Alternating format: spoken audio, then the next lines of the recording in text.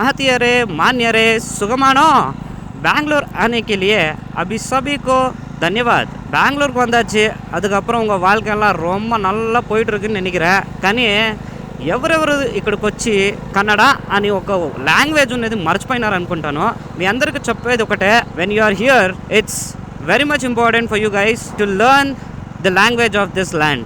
ಏನು ಗುರು ಶುರು ಮಾಡ್ತಾನೆ ಸಿಕ್ಕಿದ ಪಕ್ಕಿದ ಲ್ಯಾಂಗ್ವೇಜಲ್ಲೆಲ್ಲ ಮಾತಾಡ್ತಾ ಇದೆಯಾ, ಕನ್ನಡ ಎಲ್ಲೋಯ್ತು ಅಂತ ಯೋಚನೆ ಮಾಡ್ತಾ ಇದ್ದೀರಾ.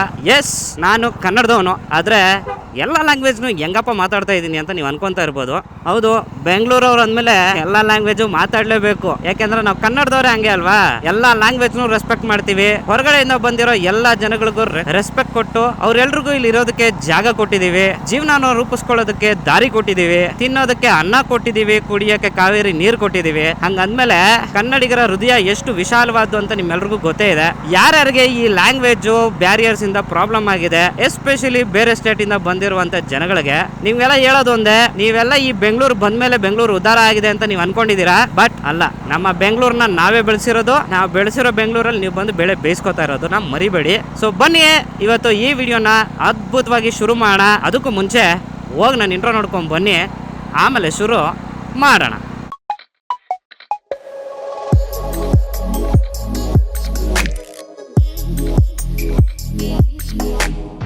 எதுக்குப்பா எடுத்தோடனே எல்லாரும் கன்னடாவில் பேசுங்க அப்படின்னு நாங்கள் சொல்கிறோன்னு நீங்கள் நினைக்கலாம். ஆக்சுவலி சொல்லணும்னா, இப்போ நினச்சிக்கோங்க, நான் வந்து தமிழ்நாட்டில் வந்து வேலை பார்க்க வந்தானா ஆப்வியஸ்லி நான் வந்து தமிழில் பேசி தான் ஆகணும். ஏன்னா அங்கே இருக்கிற எந்த மக்களும் எங்கள்கிட்ட கன்னடாவில் பேச மாட்டாங்கல்ல, அவங்க தமிழில் தானே பேசுவாங்க.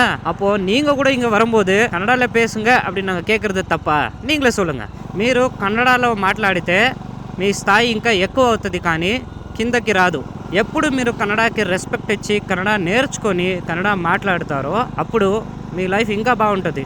आप सभी प्लीज़ कन्नड़ा सीखो, कन्नड़ा में बात करो और आपके लाइफ easy करो. The more you speak in Kannada, the more respect you gain. It doesn't mean if you don't speak Kannada, we don't respect you. We still respect you. But if you try speaking in Kannada, we respect you the most. Okay?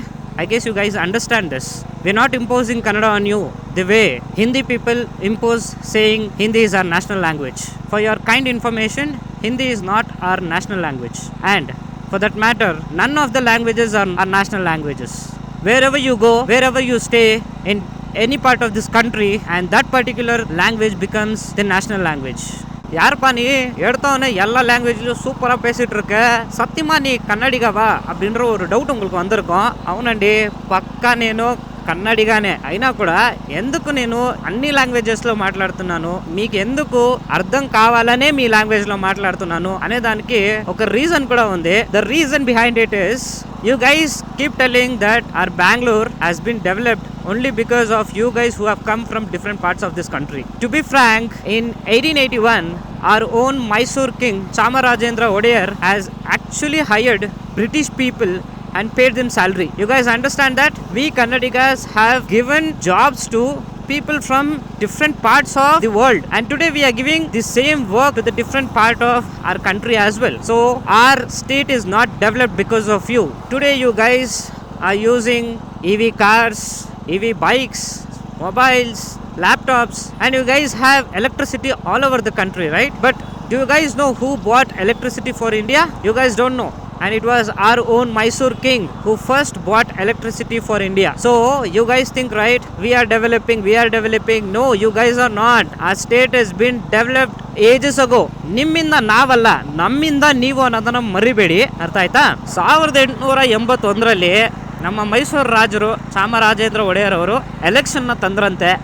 ನೋಡಿ ಹೆಂಗಿದೆ ಅಂದರೆ, ಸ್ವತಂತ್ರ ಬರೋಕ್ಕೆ ಮುಂಚೆನೆ ಡೆಮಾಕ್ರಸಿನ ತರಬೇಕು ಅನ್ನೋ ಯೋಚನೆಯಲ್ಲಿ ಇಡೀ ಭಾರತಕ್ಕೆ ಎಲೆಕ್ಷನ್ನ ಹೇಗೆ ಮಾಡಬೇಕು, ಹೇಗೆ ಜನಪ್ರತಿನಿಧಿನ ನಾವು ಆಯ್ಕೆ ಮಾಡಬೇಕು, ಆ್ಯಂಡ್ ಡೆಮೋಕ್ರಸಿ ಎಷ್ಟು ಇಂಪಾರ್ಟೆಂಟ್ ಅನ್ನೋದನ್ನ ತೋರಿಸ್ಕೊಟ್ಟಿದ್ದಾರೆ. ಸೊ ಇದಕ್ಕೋಸ್ಕರನೇ ನಾನು ಎಲ್ಲ ಲ್ಯಾಂಗ್ವೇಜಲ್ಲೂ ಮಾತಾಡಿ ನಿಮ್ಗೆ ಅರ್ಥ ಆಗೋದಕ್ಕೋಸ್ಕರ ಹೇಳೋದಕ್ಕೆ ಟ್ರೈ ಮಾಡ್ತಾ ಇದ್ದೀನಿ. ಕೆಲವರು ಬಂದ್ಬಿಟ್ಟು, ಗುರು ನೀನು ಇದನ್ನೆಲ್ಲ ನೀನು ಕನ್ನಡದಲ್ಲೇ ಹೇಳ್ಬಿಟ್ಟು ಕೆಳಗಡೆ ಸಬ್ ಟೈಟಲ್ಸ್ ಹಾಕಿದ್ರೆ ಅವ್ರು ಓದ್ಕೊಳಲ್ವಾ ಅಂತ ಕೇಳ್ತೀರಾ. ತುಂಬಾ ಜನ ಕನ್ನಡದವರೇ ನಾನು ವಿಡಿಯೋ ನೋಡ್ತಾ ಇಲ್ಲ, ಅದರಿಂದ ಬೇಸರ ಏನಿಲ್ಲ ನನಗೆ. ನಾನು ಏನ್ ಮಾಡ್ಬೇಕು ಅದನ್ನ ನಾನು ಮಾಡ್ತಾನೆ ಇರ್ತೀನಿ. ಆದ್ರೂ ಕೆಲವರು ಬಂದು ಇವಾಗ ಕಮೆಂಟ್ ಅಲ್ಲಿ ಹೇಳ್ತೀರಾ ಇದನ್ನ. ಅಂತದ್ರಲ್ಲಿ ಬೇರೆ ಜನ ನನ್ನ ವಿಡಿಯೋನ ನೋಡಿ ಸಬ್ ಟೈಟಲ್ಸ್ ಓದ್ತಾರೆ ಅನ್ನೋ ನಂಬಿಕೆ ನನಗಿಲ್ಲ. ಹಂಗಾಗಿ ಅವ್ರದೇ ಲ್ಯಾಂಗ್ವೇಜ್ ಅಲ್ಲಿ ಅವ್ರಿಗೆ ಹೇಳಿ ಅರ್ಥ ಮಾಡಿಸೋದಕ್ಕೆ ಟ್ರೈ ಮಾಡ್ತಾ ಇದ್ದೀನಿ. ಇನ್ಮೇಲಾದ್ರೂ ಏನಾದ್ರೂ ಅವರು ನಮ್ಮ ಭಾಷೆನ ಕಲಿಬೇಕು, ನಮ್ಮ ನಾಡ್ನ ಗೌರವಿಸಬೇಕು ಅನ್ನೋದಕ್ಕೋಸ್ಕರನೇ ಈ ಒಂದು ವಿಡಿಯೋನ ನಾನು ಎಲ್ಲಾ ಲ್ಯಾಂಗ್ವೇಜ್ ಅಲ್ಲಿ ಮಾತಾಡೋದಕ್ಕೆ ಟ್ರೈ ಮಾಡ್ತಾ ಇದ್ದೀನಿ. ಅಂಡ್ ನಾನು ಬೆಂಗಳೂರಲ್ಲೇ ಇರೋದ್ರಿಂದ ಒಂದಷ್ಟು ಲ್ಯಾಂಗ್ವೇಜಸ್ ಮಾತಾಡಕ್ ಬರುತ್ತೆ. ಆದರೂ ನಾನು ಅವ್ರ ಹತ್ರ ಮಾತಾಡ್ಬೇಕಾದ್ರೆ ಅವ್ರದೇ ಲ್ಯಾಂಗ್ವೇಜ್ ಅಲ್ಲಿ ಎಲ್ಲಾ ಟೈಮ್ ಮಾತಾಡಲ್ಲ. ಯಾವಾಗ ಅವ್ರಿಗೆ ತೀರಾ ಕಷ್ಟ ಆಗ್ತಾ ಇದೆ, ಕನ್ನಡ ಇಲ್ಲ ಅರ್ಥನೇ ಆಗ್ತಾ ಇಲ್ಲ ಅನ್ನೋ ಪರಿಸ್ಥಿತಿ ಬಂದಾಗ ಮಾತ್ರನೇ ನಾನು ಅವ್ರ ಲ್ಯಾಂಗ್ವೇಜ್ ಅಲ್ಲಿ ಮಾತಾಡಿ ಅವ್ರಿಗೆ ಅರ್ಥ ಆಗಂಗ್ ಹೇಳ್ತೀನಿ. ಆದಷ್ಟು ಕನ್ನಡದಲ್ಲೇ ಮಾತಾಡಿ ಅಂತಾನೆ ಕೇಳ್ತೀನಿ. ಹೆಂಗ್ ಆಗ್ಬಿಟ್ಟಿದೆ ಅಂದ್ರೆ ನಮ್ ಬೆಂಗಳೂರಲ್ಲಿ ಕನ್ನಡದವ್ರೆಲ್ಲರೂ ಸಿಕ್ಬಿಟ್ರೆ ಖುಷಿ ಆಗ್ಬಿಡುತ್ತೆ, ಅಯ್ಯೋ ಕನ್ನಡದವ್ರು ಸಿಕ್ಕಿದ್ರು ಅಂತ. ಇನ್ ಸ್ವಲ್ಪ ದಿನ ಹೋದ್ರೆ ಇಡೀ ಭೂಪಟದಲ್ಲಿ ಕನ್ನಡ ಅನ್ನೋ ಒಂದು ಲ್ಯಾಂಗ್ವೇಜ್ ಇತ್ತು ಅಂತ ಹೇಳ್ಕೊಳ್ಳೋದಕ್ಕೆ ಕುರುಹು ಕೂಡ ಇರಲ್ಲ. ಅಂತ ಪರಿಸ್ಥಿತಿಗೆ ಹೊಟ್ಟೋಗ್ಬಿಡ್ತೀವಿ ನಾವು. ಹಂಗಾಗಿ ನಾವು ಕನ್ನಡಿಗರೆಲ್ಲ ಒಟ್ಟಾಗಿ ನಿಂತು ಆದಷ್ಟು ಬೇರೆಯವ್ರಿಗೆ ಕನ್ನಡ ಹೇಳ್ಕೊಡೋದಕ್ಕೆ ಟ್ರೈ ಮಾಡೋಣ. ಅವ್ರು ಕಲಿತಾ ಇಲ್ಲ ಅನ್ನೋದು ಎಷ್ಟು ಸರಿನೋ ನಾವು ಅವ್ರಿಗೆ ಕಲಿಸ್ತಾ ಇಲ್ಲ ಅನ್ನೋದು ಕೂಡ ಅಷ್ಟೇ ಸರಿ. ಸೊ ನಾವು ಅವ್ರ ಲ್ಯಾಂಗ್ವೇಜ್ ನ ಮಾತಾಡೋದನ್ನ ಫಸ್ಟ್ ಸ್ಟಾಪ್ ಮಾಡಿ ಅವ್ರಿಗೆ ನಮ್ ಲ್ಯಾಂಗ್ವೇಜ್ ನ ಹೇಳ್ಕೊಡೋದಕ್ಕೆ ಶುರು ಮಾಡಿ. ಸೊ ಇವತ್ತು ತಾಯಿ ಭುವನೇಶ್ವರಿ ಸ್ಟ್ಯಾಚ್ಯೂನ ನೋಡಕ್ ಹೋಗ್ತಾ ಇದೀವಿ. ಅಂಡ್ ಯಾಕಪ್ಪ ಇವತ್ತೇ ಮಾಡ್ತಾ ಇದೆಯಾ ಈ ವಿಡಿಯೋನ, ಸ್ಟ್ಯಾಚ್ಯೂ ಇನಾಗ್ರೇಟ್ ಆಗಿ ತುಂಬಾ ದಿನ ಆಯ್ತಲ್ಲ, ನೀನ್ ಯಾಕೆ ಇವತ್ತು ವಿಡಿಯೋ ಮಾಡ್ತಾ ಇದೀಯ ಅಂತ ಕೇಳ್ಬೋದು. ನಾನು ನವೆಂಬರ್ 1ನೇ ತಾರೀಕು ಕನ್ನಡಿಗ ಅಲ್ಲ, ನಾನು ಪ್ರತಿದಿನ ಕನ್ನಡಿಗ. ಅದಕ್ಕೋಸ್ಕರನೇ ನನಗೆ ಯಾವಾಗ ತಾಯಿ ದರ್ಶನ ಮಾಡ್ಬೇಕು ಅನ್ಸುತ್ತೋ ಅವಾಗೆಲ್ಲ ಹೋಗಿ ಆ ತಾಯಿನ ನೋಡ್ಕೊಂಡು ಬರ್ತೀನಿ. ಸೊ ನಾನು ಈಗಾಗ್ಲೇ ಆ ಸ್ಟ್ಯಾಚ್ಯೂನ ನೋಡಿದೀನಿ. ನೀವು ಅಕಸ್ಮಾತ್ ಏನಾದ್ರು ಆ ಕಡೆ ಹೋದಾಗ ಅಂದ್ರೆ ಈ ಜಾಗಕ್ಕೆ ಹೋದಾಗ ದಯವಿಟ್ಟು ತಾಯಿ ದರ್ಶನ ಮಾಡಿ. ಜಾಗ ಎಲ್ಲಿದೆ ಅಂತ ಕೇಳಿದ್ರೆ ವಿಧಾನಸೌಧ ಬ್ಯಾಕ್ ಗೇಟ್ ಅಲ್ಲಿ ಇದೆ. ಸೊ ನಿಮ್ಗೆ ಎಲ್ಲಾ ಡೀಟೇಲ್ಸ್ ನ ಡಿಸ್ಕ್ರಿಪ್ಷನ್ ಅಲ್ಲಿ ಕೆಳಗಡೆ ಗೂಗಲ್ ಮ್ಯಾಪ್ ಲಿಂಕ್ ಸಮೇತ ಕೊಟ್ಟಿರ್ತೀನಿ, ಹೋಗಿ ಚೆಕ್ ಮಾಡಿ. ಇಲ್ಲಿ ಈ ಜಾಗದಲ್ಲಿ ಯಾಕೆ ಭುವನೇಶ್ವರಿ ತಾಯಿಯ ಒಂದು ಪ್ರತಿಮೆನ ಅನಾವರಣ ಮಾಡಿದ್ದಾರೆ ಅನ್ನೋದಕ್ಕೆ ಒಂದು ವಿಷಯ ಇದೆ. ಏನಪ್ಪಾ ಅದು ಅಂತ ಕೇಳಿದ್ರೆ 1973ರಲ್ಲಿ ಮೈಸೂರು ರಾಜ್ಯಕ್ಕೆ ಕರ್ನಾಟಕ ಅಂತ ಹೆಸರಿಡ್ತಾರೆ. ಸೊ ಇವತ್ತಿಗೆ ಅಂದ್ರೆ 50 ವರ್ಷ ಕಂಪ್ಲೀಟ್ ಆಗಿರುವಂತ ಒಂದು ಸಂದರ್ಭದಲ್ಲಿ ತಾಯಿ ಭುವನೇಶ್ವರಿಯ ಒಂದು ಪ್ರತಿಮೆನ ಅನಾವರಣ ಮಾಡಿದ್ದಾರೆ. ಹಂಗಾಗಿ ಇವತ್ತು ಆ ತಾಯಿ ದರ್ಶನ ಮಾಡೋದಕ್ಕೋಸ್ಕರ ನಾನು ಹೋಗ್ತಾ ಇದ್ದೀನಿ. ಸ್ಟ್ಯಾಚ್ಯೂನ ನೋಡಿ ನಿಮಗೂ ತೋರಿಸ್ತೀನಿ ಅಲ್ಲಿ ಏನೇನು ವಿಶೇಷತೆ ಇದೆ ಅಂತ.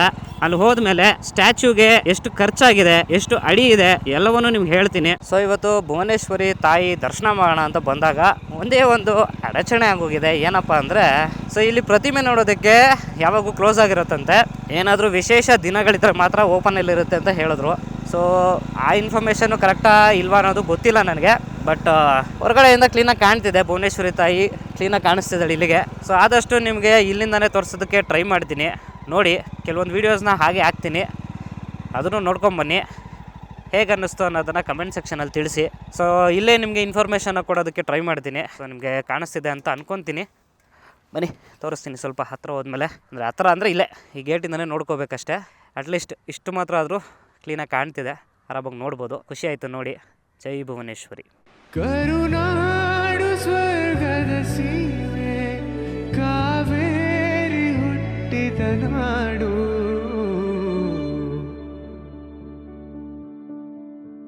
ಕಲ್ಲಲ್ಲಿ ಕಲೆಯನು ಕಂಡ ಬೇಲೂರ ಶಿಲ್ಪದ ಬೀಡು, ಬಸವೇಶ್ವರ ನನ್ನ ಪಂಪರ ಕವಿವಾಣಿಯ ನಾಡು. ಇದೇ ನಾಡು ಇದೇ ಭಾಷೆ ಎಂದೆಂದೂ ನನ್ನದಾಗಿರಲಿ. ಎಲ್ಲೇ ಇರಲಿ ಹೇಗೆ ಇರಲಿ ಕನ್ನಡವೇ ನಮ್ಮ ಉಸಿರಲ್ಲಿ. ಇದೇ ನಾಡು ಇದೇ ಭಾಷೆ ಎಂದೆಂದೂ ನನ್ನದಾಗಿರಲಿ. ಸೊ ನೋಡಿ ಸ್ನೇಹಿತರೆ, ಇಲ್ಲಿಂದನೇ ನೋಡಬೇಕು. ಗೇಟ್ ಕ್ಲೋಸ್ ಆಗಿರೋದ್ರಿಂದ ಹತ್ರ ಬಿಡಲ್ಲ. ಸೊ ಆದರೂ ಇಲ್ಲಿಂದನೇ ನಿಮಗೆ ತೋರಿಸೋದಕ್ಕೆ ಟ್ರೈ ಮಾಡ್ತಾ ಇದ್ದೀನಿ. ಎಷ್ಟು ಚೆನ್ನಾಗಿದೆ ನೋಡಿ ವಿಗ್ರಹ. ಸೊ ಈ ಒಂದು ವಿಗ್ರಹ ಬರೋಬ್ಬರಿ 25 ಅಡಿ ಇದೆಯಂತೆ. ಹಾಗೆ 21.24 ಕೋಟಿ ಖರ್ಚಾಗಿದೆ ಈ ಒಂದು ಪ್ರತಿಮೆನ ರೆಡಿ ಮಾಡೋದಕ್ಕೆ. ಸಕ್ಕದಾಗಿ ಕಾಣ್ತಿದೆ ನೋಡೋದಕ್ಕೆ ಮಾತ್ರ. ವಿಡಿಯೋ ನಿಮ್ಗೆ ಹೆಂಗೆ ಕಾಣಿಸ್ತಿದೆ ಗೊತ್ತಿಲ್ಲ, ಬಟ್ ಡೈರೆಕ್ಟಾಗಿ ನೋಡೋದಕ್ಕಂತೂ ಸೂಪರಾಗಿ ಕಾಣಿಸ್ತಿದೆ. ಆ್ಯಂಡ್ ಕೆಳಗಡೆ ನೀವು ನೋಡ್ತಾ ಇರ್ಬೋದು ಈ ಜಾಗದಲ್ಲಿ ಇಲ್ಲಿ ನಮ್ಮ ಕರ್ನಾಟಕದ ಲಾಂಛನ ಕೂಡ ಇದೆ, ಗಂಡ ಬೇರುಂಡ ಮತ್ತು ಕರ್ನಾಟಕ ಸರ್ಕಾರ ಅಂತ ಕೂಡ ಬರೆದಿದೆ. ಸೊ ಈ ಪ್ರತಿಮೆನ ಅನಾವರಣ ಮಾಡಿದ್ದು ನಮ್ಮ CM ಮತ್ತು DCM ಅವರು. ಸೊ ಚೆನ್ನಾಗಿದೆ. ಆರಾಮಾಗಿ ನೀವು ವಿಧಾನಸೌಧ ಕಡೆ ಬಂದಾಗ ಇಲ್ಲಿ ಬಂದು ತಾಯಿ ಭುವನೇಶ್ವರಿಗೆ ಒಂದು ನಮಸ್ಕಾರ ಹಾಕ್ಕೊಂಡೋಗಿ ಕನ್ನಡಿಗರಾಗಿ ಹುಟ್ಟಿರೋದಕ್ಕೆ ಖುಷಿ ಪಡಿ. ಆದಷ್ಟು 4 ಜನಕ್ಕೆ ಕನ್ನಡ ಹೇಳ್ಕೊಡೋದಕ್ಕೆ ಟ್ರೈ ಮಾಡಿ. ಸೂಪರ್.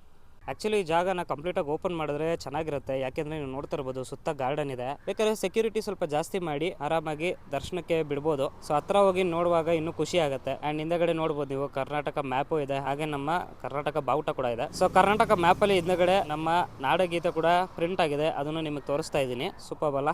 ಸೊ ನೀವು ನೋಡ್ತಾ ಇರ್ಬೋದು ಎಷ್ಟು ಚೆನ್ನಾಗಿ ಕೆತ್ತನೆಯನ್ನ ಮಾಡಿದ್ದಾರೆ. ಕಿರೀಟ ಆಗಿರ್ಬೋದು, ಆ ಹೂವಿನ ಹಾರ ಆಗಿರ್ಬೋದು, ಅಂಡ್ ಹಿಂದೆ ಇರುವಂತ ನಮ್ಮ ಬಾವುಟ ಹಾಗೆ ನಮ್ಮ ಭೂಪಟ ಎಲ್ಲವೂ ಸೂಪರ್ ಆಗಿದೆ. ನೋಡೋದಕ್ಕೆ ತುಂಬಾ ಚೆನ್ನಾಗಿ ಮಾಡಿದ್ದಾರೆ ಅಂತಾನೆ ಹೇಳ್ಬೋದು. ಬಟ್ ಹತ್ರದಿಂದ ನೋಡಿದ್ರೆ ತುಂಬಾ ಖುಷಿ ಆಗಿರೋದು. ಇಲ್ಲಿಂದ ನೋಡ್ತಿರೋದು ಖುಷಿ ಇದೆ. ಸೊ ಈ ಶಿಲೆಗೆ ಖರ್ಚು ಮಾಡಿರುವಂತ ವೆಚ್ಚ ಎಷ್ಟು ಅಂತ ಕೇಳಿದ್ರೆ 21.24 ಕೋಟಿ ಖರ್ಚು ಮಾಡಿದ್ದಾರೆ. ಹಾಗೆ 25 ಅಡಿ ಇದೆ. ತುಂಬಾ ಚೆನ್ನಾಗಿದೆ ನೋಡೋದಕ್ಕೆ.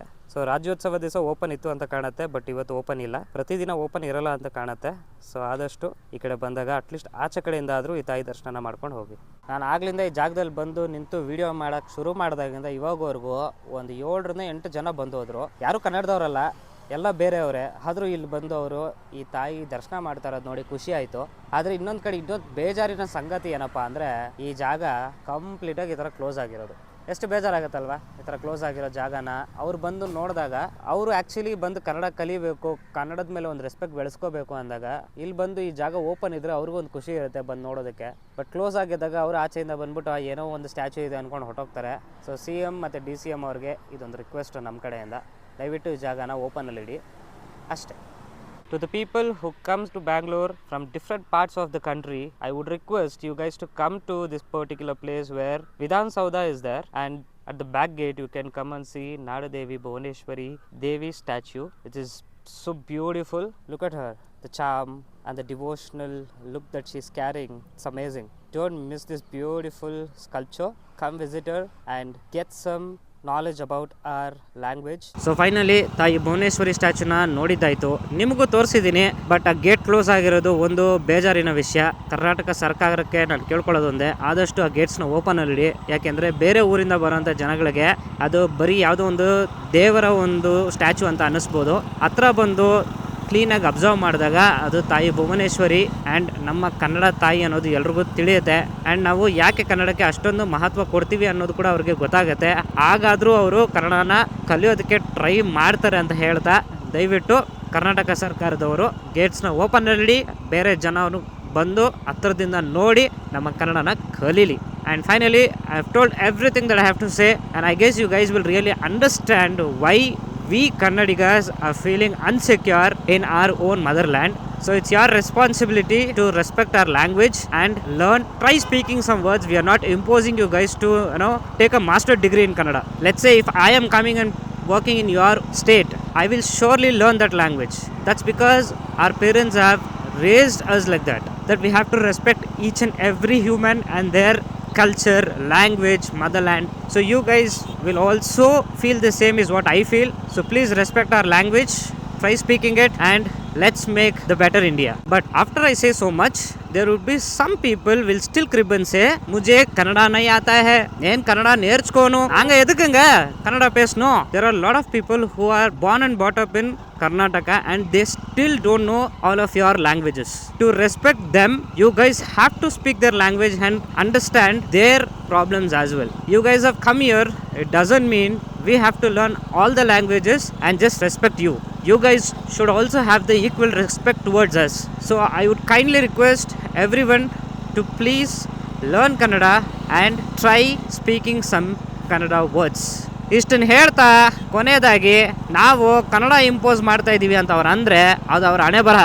ಅವರು ಯಾವತ್ತಿನವರೆಗೂ ಕನ್ನಡಗೆ ರೆಸ್ಪೆಕ್ಟ್ ಕೊಡಲ್ಲ, ಕನ್ನಡನ ಕಲಿಯಲ್ಲ, ಅಲ್ಲಿನವರೆಗೂ ನಾವು ಕನ್ನಡ ಮಾತಾಡಿ ಅಂತ ಕೇಳ್ತಾನೆ ಇರ್ತೀವಿ. ಕರ್ನಾಟಕದಲ್ಲಿ ಕನ್ನಡಿಗನೇ ಸಾರ್ವಭೌಮ ಅಂತ ಕಿರ್ಚಿ ಕೂಡ ಹೇಳ್ತೀವಿ. ಸೊ ಇದಾಗಿತ್ತು ಇವತ್ತಿನ ಕನ್ನಡಿಗನ ಒಂದು ವಿಡಿಯೋ. ಸೊ ಈ ವಿಡಿಯೋ ನಿಮ್ಗೇನಾದರೂ ಇಷ್ಟ ಆಗಿದ್ರೆ ದಯವಿಟ್ಟು ಲೈಕ್, ಶೇರ್, ಕಮೆಂಟ್ ಮಾಡಿ. ಹಾಗೆ ಮಿಸ್ ಮಾಡದೆ ಸಬ್ಸ್ಕ್ರೈಬ್ನ ಒತ್ತಿ ಅಂತ ಹೇಳ್ತಾ ಇವತ್ತಿನ ವಿಡಿಯೋ ನಾನು ಇಲ್ಲೇ ಮುಗಿಸ್ತಾ ಇದ್ದೀನಿ. Signing off, Karthik. ಬಾಯ್. ಏನೇನು ಕಷ್ಟವೇ ಬರಲಿ, ಸಿರಿಗನ್ನಡ ತಾಯಿಗೆ ದುಡಿಯುವೆ. ತನು ಕನ್ನಡ, ನುಡಿ ಕನ್ನಡ, ಮನ ಕನ್ನಡ.